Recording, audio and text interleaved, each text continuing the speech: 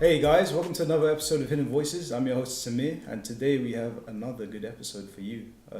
After we've done the Scribes Live Europe episodes in Poland and St. Albans, we've come back to you with an episode based on the disadvantages and the advantages of social media. But before we start that, we'll go round table and introduce our new interns. And what we'll do is first say our names, what we do at UPress, and what our favorite social media platform is. So if you could go, is this clockwise? Yeah. This is clockwise. Clockwise. Yeah. So my name's Lee. I'm an intern content writer and editor for UPress, and my favourite platform would probably be Facebook. I'm Alex. I'm a current content creator and filming intern, and my favorite social media would have to be Snapchat. Hi, I'm Melissa. I am a content creator intern, and my favorite social media platform is Instagram. Hi, I'm Deanna. I'm intern, UPress, content creator, writer. Nervous. My favorite platform is Instagram. I'm Anna, and I'm a communications and branding lead at UPress, and my favorite social media platform is Instagram. Awesome. Obviously you guys already know. My name's Samir. I'm the content creator and writer at UPress.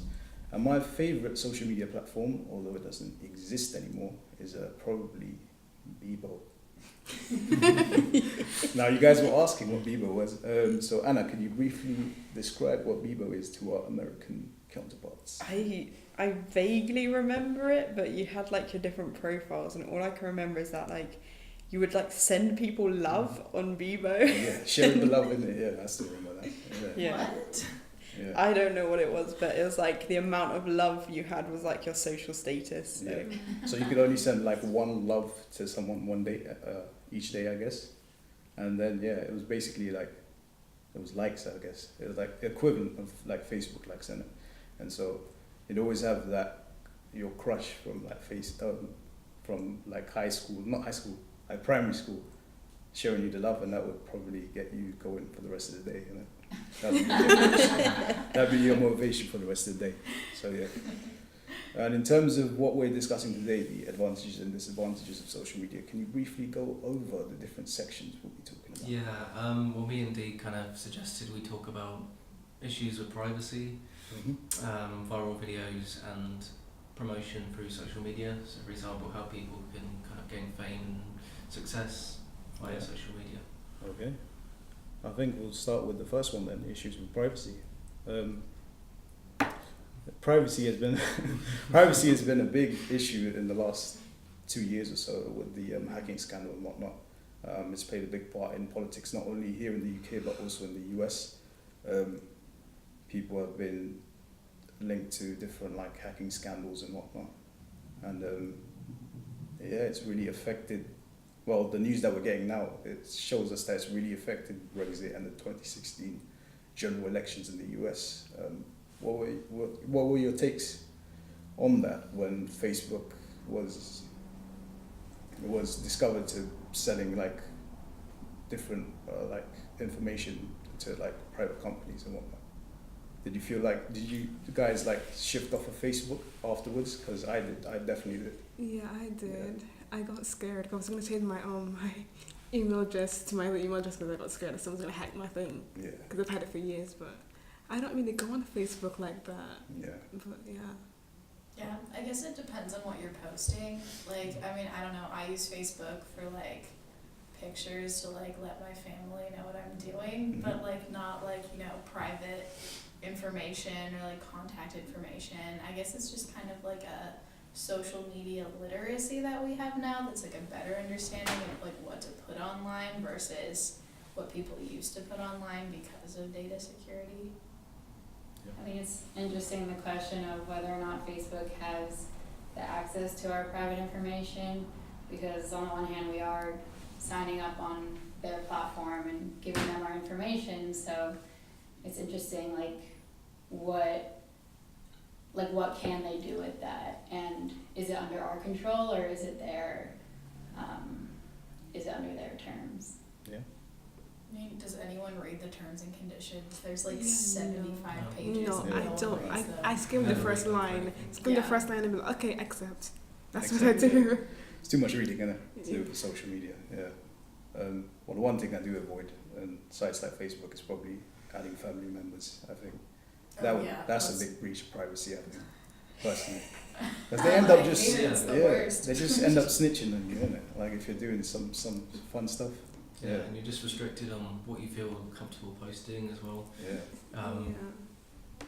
It's definitely. like something like relationship statuses or stuff like that. They always comment, like really Yeah. awkward comments, like "Wow, like you're doing great," or like looking good." I'm like, Yeah. please stop, please don't do that. Yeah. I think like my mum, she just like tags me in the stupidest things all the time, Mm. and then like my friends see it and like the post, and you're like, oh, just stop. Yeah. Yeah, my family on my mom's side and my dad's side are on social media. My dad's on Instagram. Mm-hmm. Your dad's on Instagram? My uncle's on Snapchat. Oh, wow. My grandma's on Instagram. Oh, She's nice. great like her. He doesn't know how to use Instagram. I told him, yeah, he has Instagram. He was like, no, I don't. Yes, you do. It's on your phone. He has Instagram. But he doesn't use it. I don't see the point. Oh, Wow. well, it's just like your photos and He doesn't know that he has Instagram. He says he doesn't, but he has Instagram. He has it on this. Yeah, I Okay. see him on there. He just doesn't use it. Which I don't see the point of older people Yeah. having social media if they don't know how to Yeah, use it. Exactly. Yeah. Older people, I think I've said this before in other contexts, but older people on social media are just, it's a terrible situation. It's, They might be just doing it to be trendy or to Yeah. keep with the times because they feel a bit Yeah. out of place, Yeah, Yeah. I think that's it. especially online. and the thing about it is that they believe anything that's on Facebook, and any hyperlink or anything, any article that's linked on Facebook, they just click on it and Yeah. believe. Yeah, Good, Exactly. Share it. Yeah. Yeah. yeah. Okay. Well, we can't deny the, I'd say the power of social media as well in terms of making, I'd say a little like revolutions and whatnot. So let's say back in 2011, the Arab Spring, YouTube played a big part in promoting the Arab Spring, in which a lot of Middle Eastern countries that were under oppressive regimes finally got free. Whether or not they improved those countries, it's still debatable, but yeah, social media is definitely not only there to just for people to socialize and whatnot and get like update each other on what's happening about their daily lives, but it's also to play like it's a powerful tool. I think also the hashtag #MeToo movement was really powerful on social media, and it brought awareness to the issues and allowed people to connect with each other and share their stories and support each other. Yeah, definitely.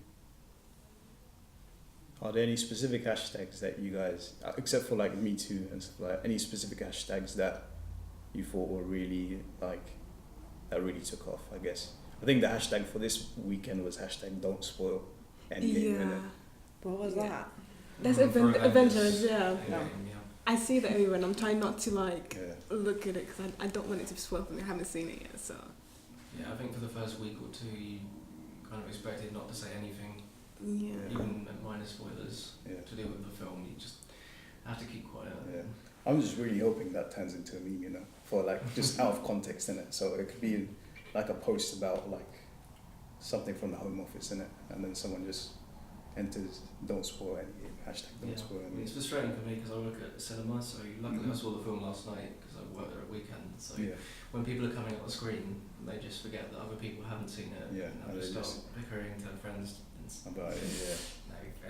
I mean, you can't blame them. Yeah, of course. They're excited about the film and they want to talk about it, but yeah, it's just for me particularly working in cinema, it's a bit of a tricky situation. You've got to try and see a film before anyone else does. Yeah. We talked about like viral videos as well, so we Yeah. brought up like the Momo challenge. It's quite Right. Yeah. Yeah. a big one. Could you Um, explain that to me briefly? What the moment challenge is? Yeah, well, it's been proven to be a hoax recently, but Mhm. I think somebody was using the image of Momo, which originated from like a Japanese museum. It was just a sculpture that somebody had photographed close up, so we just see her face. and it's just this kind of horrifying image of a woman with big eyes and Yeah. a very wide mouth, basically. And I think the rumour was a serial killer was posing as Momo, and he or she was trying to get young people, children, teenagers to harm themselves. Based on like things like that, like the Momo challenge, do you think that there should be any like restrictions to social media or like policing? I mean, that's an issue that's always being talked about, but what do you think personally?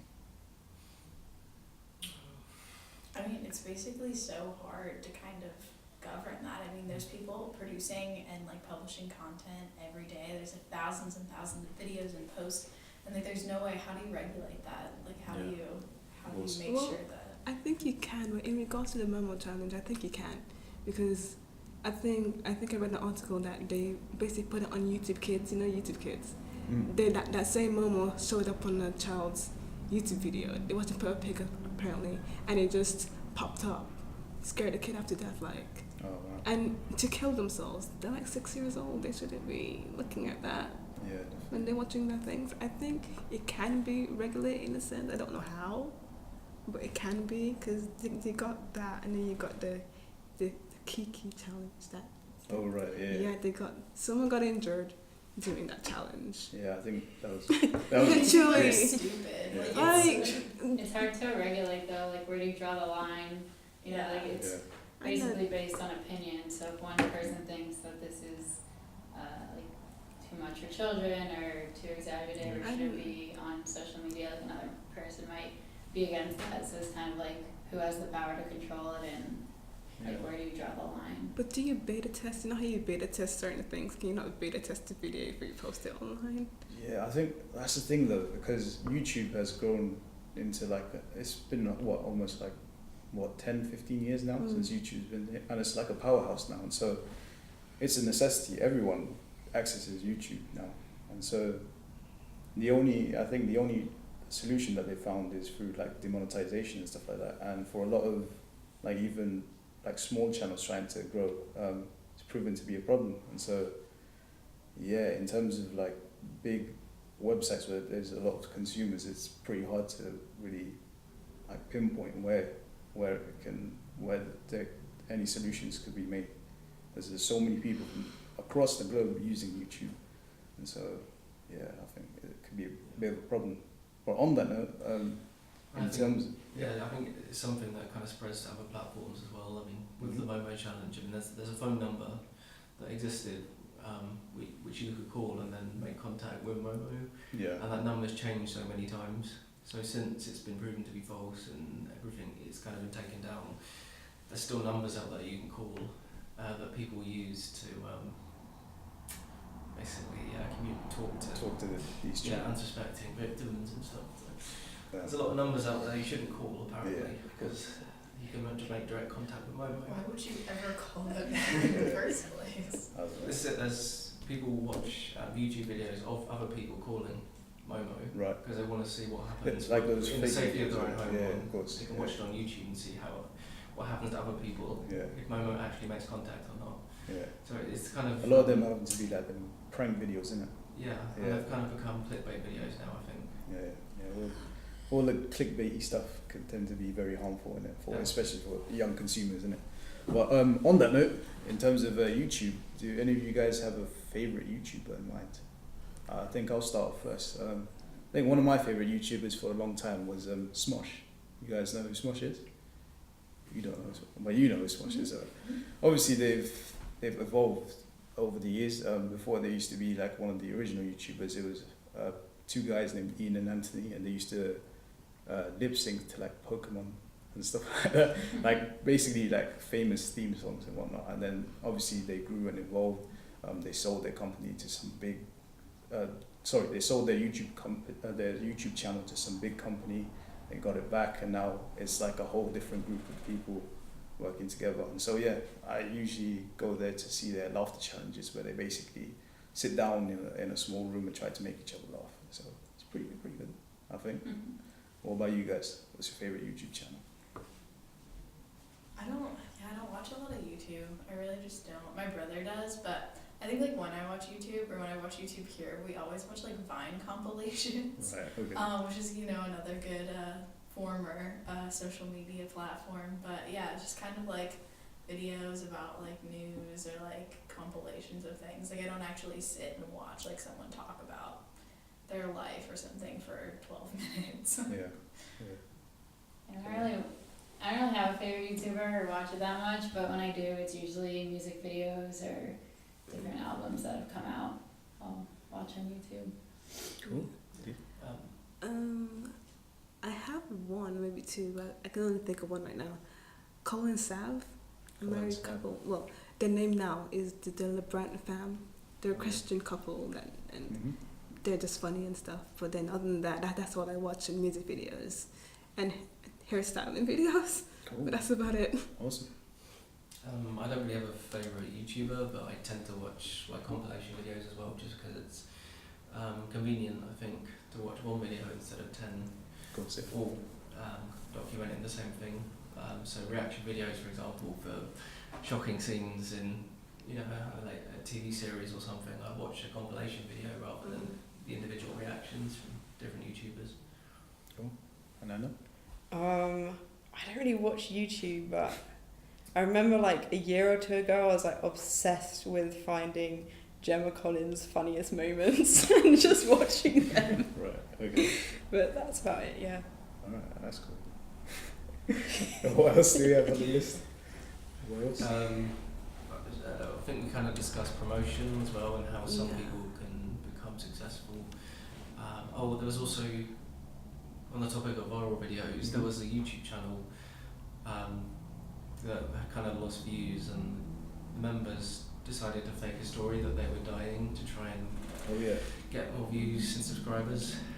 But I think the biggest flaw was on their We're Dying video, they ended it by saying, "Oh, we're giving away a free iPhone, so remember to subscribe and like our channel, and you'll be in with a chance of winning," it just didn't sound genuine at all. If you were actually dying, you wouldn't be interested in saying that in your video. I don't think so. It was a bit obvious they were faking. I think a lot of like influencers on Instagram and people who are trying to become famous present like a very fake persona on social media that's not really how they actually feel or how their lives actually are in reality, so it's hard to decipher, and it I think it influences like younger audiences to like strive to be the same, even if it's not necessarily a realistic image. For like body image, for example. Yeah, of course. What do you guys think about Instagram comedians? I think those guys are very... I love them. Oh, you love them? Yeah. Oh. Completely different opposite view for that. Instagram comedians, I think, are very... I don't know, I can't swear on this, but it's... I just hate them, I guess. I hate them with a passion. They always come up on my feed, even though usually you think your feed is designed based on what videos you like and stuff like that, but these Instagram comedians will come up just randomly in it, and so I don't know, they don't have the same sense of humor that we're used to growing up with in it, with YouTube and stuff like that. I think we're probably the generation of people who've seen YouTubers from the start and develop. So yeah, I think with Instagram comedians, there's a lot of quick fame and whatnot, and a lot of promotion of all these different types of products and whatnot. So yeah, I completely despise Instagram comedians, but I can understand why a lot of people like them, because it is quick comedy and stuff like that, and then short videos as well. So yeah. It's compared to Facebook, Instagram's photo based, and it's not like Snapchat, I guess, which I haven't used, but Instagram is more for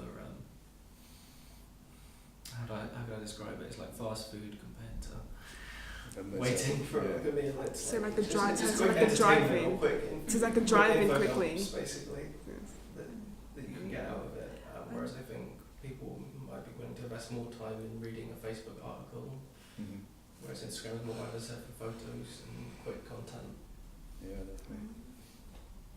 Well, I mean, I think that's why it's so popular. I mean, we've talked about this in my university courses, but I mean, people are using social media just for quick content. You're not really using it to necessarily read an article, which is why clickbait is so dangerous and stuff, because like you can just read like the heading of something or the title of something. Yeah. If you click it, you click it. But like a lot of fake news articles just kind of like, you know, put like some random fact out there in the title of something, and then no one clicks on it because they don't have time to necessarily read the article. They're just scrolling, so then that spreads like, I mean, going back to all of this, and even like the 2016 election, and like data and everything, like I mean, fake news is literally being spread by social media just because everyone wants like quick information and no one really looks into anything anymore, just because I think we're so used to consuming things quickly that like just doesn't really, like no one's really doing their background research on anything. I think that has a lot to do with like this generation's decreased attention span. Like again, like we don't have the time or the patience really to read a whole long article. And I think social media platforms like Instagram and Snapchat, where it's very like quick, fast paced, like do it in your free time, like I think that reinforces that quick mentality. Yeah, definitely. I was going to say as well, because I didn't start using Facebook until I was about 16, and when I started, because I never even had the internet till I was 13, and then I used was it MySpace before Facebook? But when I started using it, I used to write long paragraphs. If I wanted to communicate with somebody, I used to write really long paragraphs on Facebook in the chat box. And I think as I've kind of used it over time, I've started to use shorthand a lot more. Yes. And I think it's just the influence that social media and the internet's had in general, because everybody communicates like that often with social media, so I've developed a kind of more shorthand version of speaking and writing on social media. Although there's quite a lot of advantages with social media, obviously with like quick information and whatnot, there's also a lot of disadvantages, especially if social media is brought to a lot of third world countries as well, innit? A lot of third world countries, especially where I'm from, India, innit?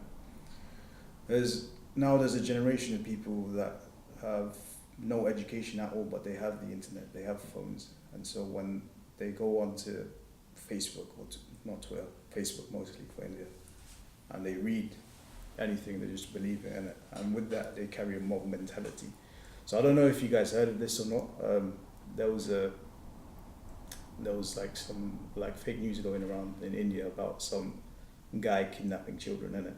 And so what a lot of Indian people did was, whenever like strangers came to their town, they just like beat them up and lynched them. So just based solely on like a video of someone like kidnapping children, but that wasn't even a real video, it was a PSA from like another country. And so social media definitely, if you can't like, I think education of social media needs to be a priority for, especially in countries where the internet and like the online world is getting new in it. So isn't it? I think that'd be so much easier if you could regulate it.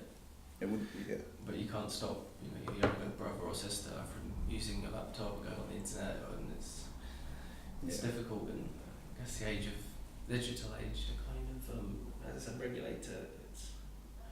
That's fine. That's what I have to say about it. I think it's impossible to regulate it though. Yeah. Like literally the only way to deal with it is just to educate people so they can understand it and understand how to like tell the difference between like fake and real. And you can't regulate something like that. It's just about being careful on the internet. You can't stop people from using it, but as long as you know what you're getting into, then I think that's the important thing. Definitely. Now, you said your first social media platform was MSN, right? Not MSN, sorry, MySpace. Yeah. What about the other guys in here? What was the first ever social media platform you remember using? Oh. For For me, I just mentioned it, MSN. What? I think Facebook. Yes. When I was like 12 or 13, and it's interesting because like a lot of my friends and I like are much more inclined to use Instagram and Snapchat now, and Facebook is becoming a little more irrelevant to younger generations, I think. Yeah. What about you? I would say MSN, but then I would also say MySpace. MySpace as well, yeah. Yeah. See, I never had a MySpace. I never really understood what it was about. Yeah, I had MySpace for Taylor Swift. Taylor Swift. Oh, alright. And the Jonas Brothers. I had MySpace where there was to play music, and that's about it. Do you guys have AIM? Like AI. iChat? Is that like wasn't instant that like messaging? very like 90s? Yeah. Wasn't that a very 90s thing, I think? Oh, what? Like a very 90s thing. Yeah. Yeah, I heard of it, but I've never used it It's for like really. texting kind of, Yeah. or Oh, like really? direct messaging, Oh, yeah. like video chatting Yeah. and stuff. That was basically what MSN was kind of. Oh, Yeah. okay. So MSN have was MSN. AI. Did you? Yeah. Well, yeah. Yeah, I just remember like getting home from school and then you go straight on the computer on MSN with MSN, all your yeah. school friends that you just left. Yeah. And you're like, let's video chat. Yeah. I guess that's the same thing. Yeah. Did they also have games as well on there? Because MSN had like different they had like pool and stuff like that. No. I don't think so. It was like pretty simple. There was There message wasn't- to there message. wasn't much to it, yeah. Yeah, I think I started using MSN back in like 2006, 2007, I guess. That was just when I left primary school, innit? So yeah, I didn't really get into social media. I think not even with like Bebo and stuff like that. But yeah, with Facebook when I was like 12, 13 years old, and that's when I really like got into like uploading all the photos and whatnot, typing whatever I'm doing. Like Samir is playing video games. So, yeah, and so yeah, I think. It's weird because people have insight into like every step of your life, Yeah. and I guess it's kind of up to you whether or not you want to make that public. But I think private lives are becoming more and more open to the world. Definitely, yeah. Yeah. I think posting pictures of your newborn baby is a step too far. But Yeah, I agree. you've got to keep some things private. I agree. I don't think you should do that. Yeah. Same with like Photoshop images as well. I think, like I said, the internet's kind of new in India, and so if you see, if any of you guys use Reddit, there's a subreddit called Indian People Facebook. It has basically the most funniest stuff you ever see in the world. There's just edits of like Indian people sitting on top of Photoshop lions and shit like that. So yeah, it's pretty funny. Makes me quite embarrassed, but I get through it. Yeah, the comedy helps me through the pain. So yeah, I guess I'll see you guys next time then. This has been another episode of Inner Voices, only on scribershive.com. Any last words you want to say? Anna. Maybe like a simple goodbye or something. Yeah, bye.